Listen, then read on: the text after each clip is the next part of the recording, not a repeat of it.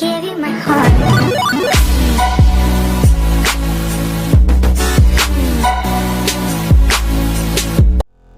Ito lang Brad, oh, Car Bisaya,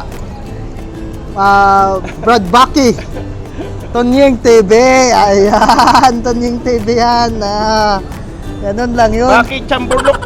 Tambay-tambay lang sa kanto, ayun, parang sa Pinas lang tayo guys. Ayun, oh, inom-inom ng barbican, ito lang yan, barbican, oh, inom-inom lang.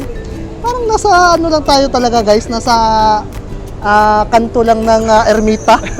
Pag may dumang pulis, Oo. takbo tayo lahat. Oo. Bawal dito sa ermita. Ayan, sabi ni Brad Baki, ayun. Ayun. Daanan tayo ni, Yorme, Isko. Oo. Kaya ganun. So, may curfew yun. Doon sa Manila, dito walang curfew. Kung inalabas siya, ini-expose mo. Di, maganda yun kuya, expose ka na. I-expose ako sa vlog mo. Kung hindi ako No. Inabangan kasi ito si kuya sa mga followers dito eh. Ngayon, ay humid dito. Ilang degree ba ngayon? Brad, nasa mga 60 ba? Mga nasa 99.9. 99.9, parang ano lang, alcohol percent yung ano. Parang gin yun. Oo, yun. 99.9. Alcohol. Oo. Tambay-tambay lang.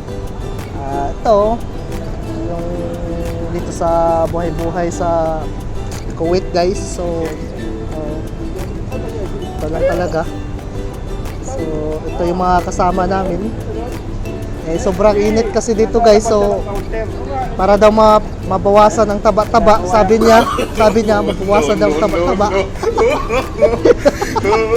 Ayan, nagtambay kami dito guys. So, kami ni Kuya Tonyeng, nasa mga 2 oras kami dito.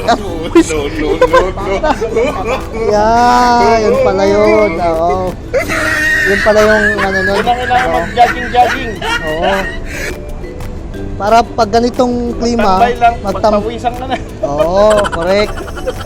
Talaga kailangan talaga 'yun, oo. Dapat talaga mabawisan ng ano. Pero nakikita talaga natin Brad na mayroon tayong halahing pagka-mistiso. Kasi namula-mula oh. Oh, tingnan mo. Alam mo si Kuya Tonyeng oh. Yan yan, nag-skin white. Ganun lang yan siya pero oh. Sus. Naka-video din pala. Ano na, bawit lang. Sige, pinto-pinto lang. Yung parang sa Ermita, Manila lang naman eh. Nasa lang tayo. Yun. Bukas, pasok ulit.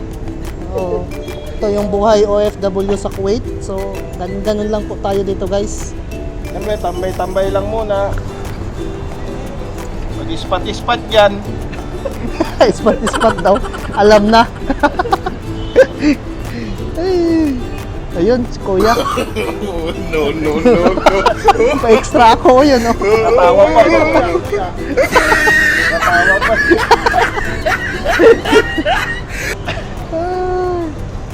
Yun lang.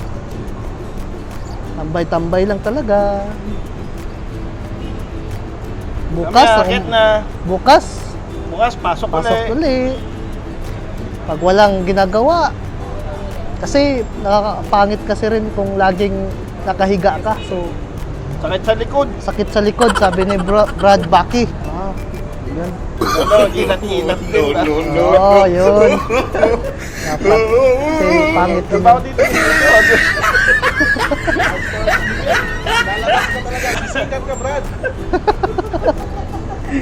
Oo.